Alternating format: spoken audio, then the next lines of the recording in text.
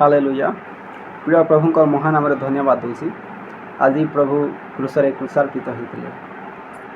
आमर ख्रीष्टियन भाई मैंने समस्ते कहते आज प्रभु आम जीवन सब पाप निजे मरी सतरे आम जीवन पाप निजे मरी किंतु किसी लोग भावसन जे आम से मले जे आम धार्मिक हो तो मैं प्रभु को दिने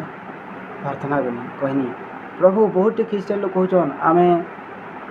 आमर पाप जीशु नहीं कर पले गलु आर आम खाली यहाँ प्रार्थना करवार कथा ताकि आम स्वर्ग के जी पार तो प्रभु मत राति गोटे वाक्य मध्यम बुझाले रोमियो तार 12:5 से लिखा जाए सेहीपरि अनेक जे आम्भे माने ख्रीष्टों ठारे एक शरीर और प्रत्येक परस्पर अंग प्रत्यंग हालेलुया यही वाक्य स्पष्ट भाव में लिखा हो ख्रीष्टों ठारे आम एक शरीर आर परस्पर गोटे अंग प्रत्यंग हालेलुया आउ सही रात्रि रे स्वर्गदूत आसिकर मत वाक्य माध्यम बुझाले जे तुमर आखिरे जदि चिपरा बाहरवा से आखि के टाड़ी कर फिकी दब के से चिपरा के फिकब हालेलुया जदि तुम नाकर सिंगन बाहरवा से नाकर सिंगन के फिकब कि नाख के फिकी दब जदि तुम नखरे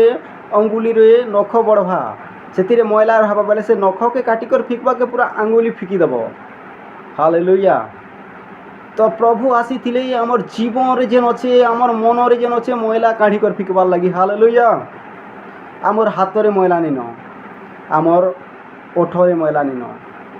आमर गोड़ रे मैला निन आमर देहर मैला आमर हृदय रे अच्छे आर प्रभु से हृदयर मैला के फिकबार लगे आसते हालेलुया संपूर्ण मनुष्य के विनष्ट करवार लगे आसते तार जीवन रे जो मैला अच्छे तार हृदय रे से मैला के फिकबार लगे आसते हालेलुया आज जाए ख्रीष्टियन मैंने भावुन जीशु आमर पाप नहीं कर पले गले जीशु तुमको गोटे पाप फिकब केनता कर सेटा रास्ता बताले हालेलुया स्वर्ग के ऊपर जीव जे जीशु को विश्वास करवा से वाक्य के विश्वास करवा हालेलुया ये वाक्य जिते जिनिस लिखा है सब विश्वास करवा हालेलुया जीशु आसी जमी गोटे व्यक्ति पाठ पढ़वा के भल ट्यूशन मास्टर टे दरकार से जीशु आसी स्वर्ग के जीवार लगी से गोटे ट्यूशन मास्टर थिले हालेलुया ताकि जी ताहां विश्वास करवा से जहाँ जहाँ कही ताहा से मानिकर चलवा हालेलुया मनीष आज निजर जीवन पाप के से दूर नहीं कर पारबार आर से निजे भावुचे मुझे धार्मिक होनी मुझे स्वर्ग के जीवी बोलिकी गोटे व्यक्ति मत फोन कला कहला जे से चोर केन्तार स्वर्ग के गला हालेलुया से चोर स्वर्ग के जीवाटा बहुत कष्टकर विषय तमें माने निजे चोर स्वर्ग के जे नहीं पार कहीं से सबुठ कष्टकर विषय हो चोर स्वर्ग के जीवाटा हालेलुया से चोर लास्ट मोमेंट रे अनुताप कला जदि तुम्हें अनुताप नहीं करवार ख्रीष्टियन नहीं करबी तुम जीवन रे जदि अनुताप नहीं ताहेले तुम्हें जदि कुआड़े बाइक रे जाऊथबो एक्सीडेंट होकर जदि मरी जाओ ताहेले तुम्हें स्वर्ग के जे नहीं पार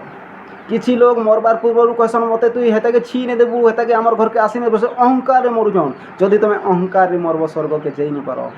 से चोर और अपवायु पुत्र कहानी गोटे से अपवायु पुत्र लास्ट मुंबई रे मन परिवर्तन कलार घर के आसला हालेलुया मोर बापा मत खावा के नहीं देले भी चलवा इने आम घुसरी मानकर सेवा कर मोर बापार सेवा कहीं नहीं कर पाए वाला हालेलुया जदि तुम्हें मन परिवर्तन नहीं कर पारुछ ताहले तुम स्वर्ग के केबे जाई नहीं पार हालेलुया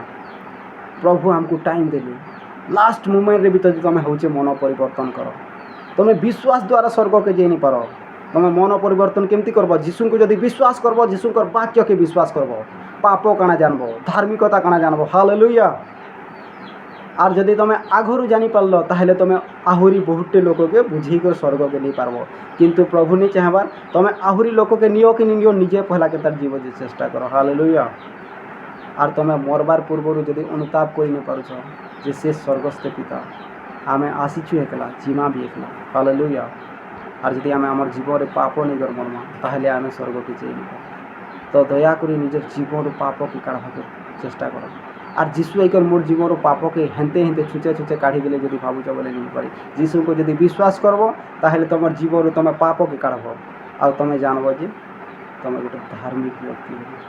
केनता कर जानब वाक्य द्वारा जानब তুমি ইহাদে পাপী ব্যক্তি হয়ে করছ যেତେବେଳେ জীবনରୁ পাপকে କାଢ଼ିଦେବ ଗୋଟେ ସାଧାରଣ ବ୍ୟକ୍ତି ହେଇଯିବ।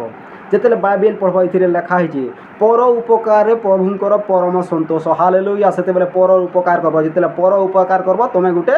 ଧାର୍ମିକ ବ୍ୟକ୍ତି ହେଇଯିବ। ହାଲେଲୁୟା। আর তুমি যেତେବେଳେ ଧାର୍ମିକ ବ୍ୟକ୍ତି ହେଇଯିବ ଯେତେବେଳେ ବି ମଲେ ତମେ ସ୍ୱର୍ଗକୁ ଯିବ। ହାଲେଲୁୟା। ପ୍ରିୟ ପ୍ରଭୁଙ୍କ ଲୋକ ଏଇଟା ତମେ ବୁଝିପାରିଛ ବୋଲି ତମର ମହାନ ଧନ୍ୟବାଦ ଦେଉଛି।